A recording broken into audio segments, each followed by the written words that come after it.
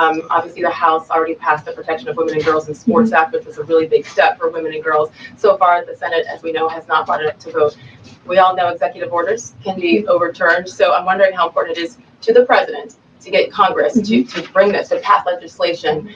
So there are no instances like the past administration that really tried to destroy Title IX. It's incredibly important that Congress immediately acts on this priority. I think the president is really setting the tone, making this a very immediate priority for this administration, just as he promised to do on the campaign trail. Well, President Trump finally did what should have never needed to be done, but due to the last administration's woke ideology and allowing men in the women's sports, boys in the little girl sports, President Trump signed an executive order that bans little boys from competing in girls sports and men from competing in women's sports. Now, kids playing in gym class, that's different. But you know what I mean at the high school level, where you got states like Connecticut, where you had out of the track meet 17 transgender boys or girls. I'm not even sure how you even verbalize it.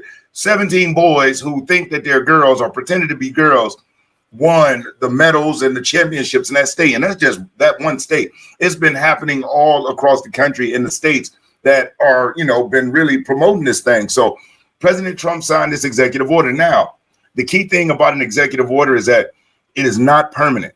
It only lasts as long as the administration is in place, or because the next president can come in and do what Joe Biden did and took Title IX and totally butchered it up and misused it and misrepresented it. Luckily, President Trump brought some sanity back to the White House and signed this executive order. And so now you got the trans community that are all in an uproar protesting at state capitals around the country, when in reality, this is extremely popular with the American people. Matter of fact, there's very few things that the American people agree on as much as this. One was mass deportation, and the other one was men out of women's sports. Check this out.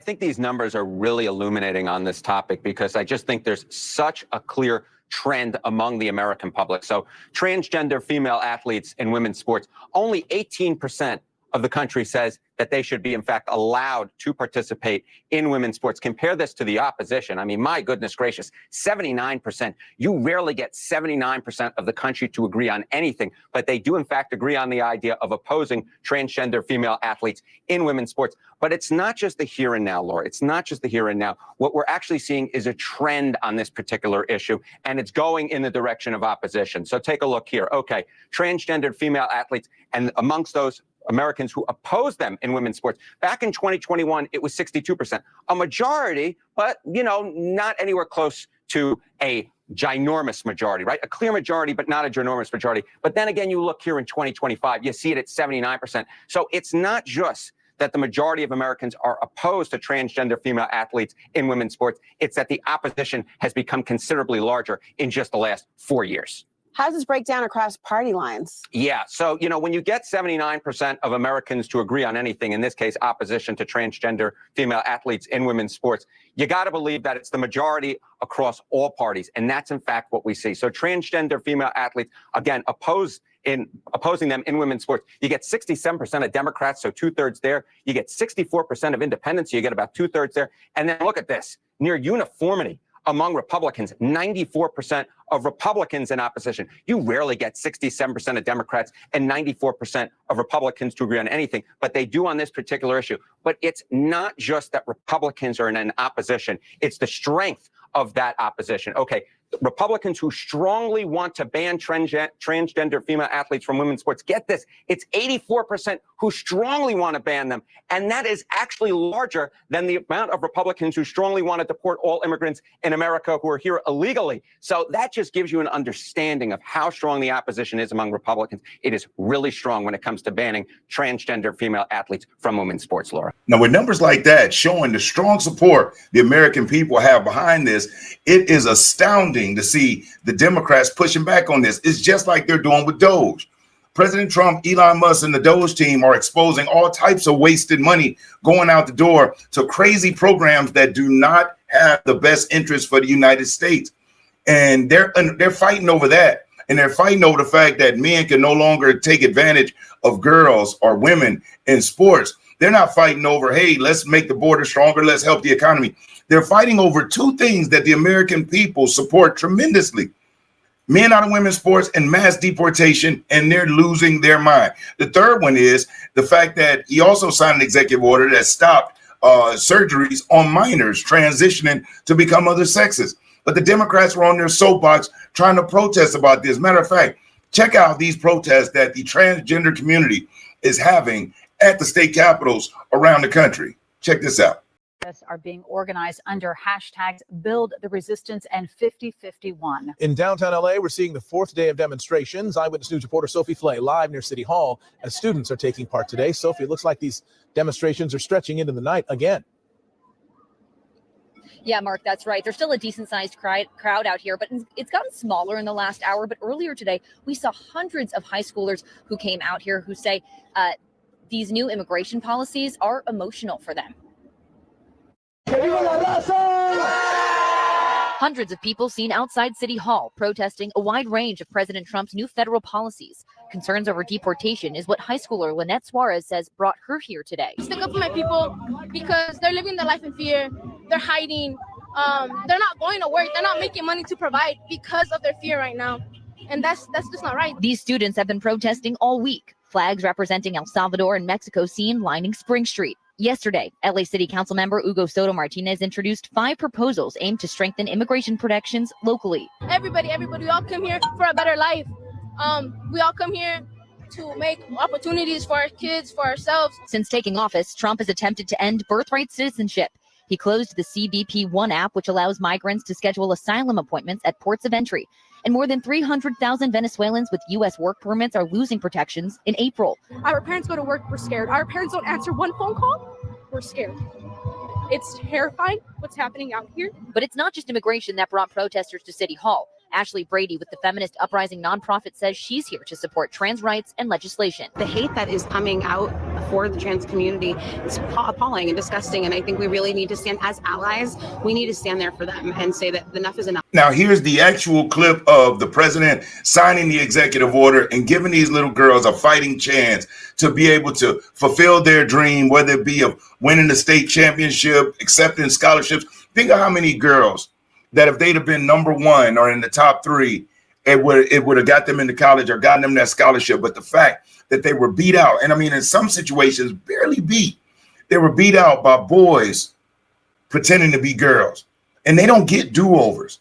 Look at Riley Gaines. She had the opportunity to win the championship for female swimming from the University of Kentucky.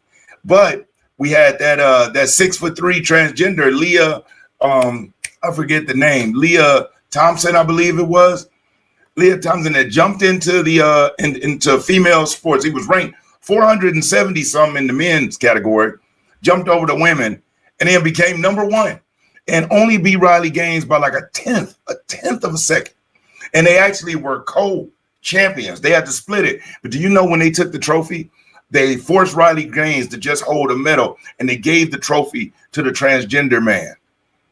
Because that was good PR. That's when wokeness was at its peak. But now President Trump, the administration, and us are beating wokeness back with a bat. And hopefully it stays gone forever. But check this clip out of the president signing the executive order banning men from women's sports.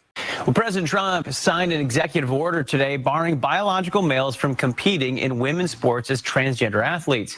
As Mike Emanuel reports, the order reverses a Biden administration interpretation of Title IX, which favored transgender rights.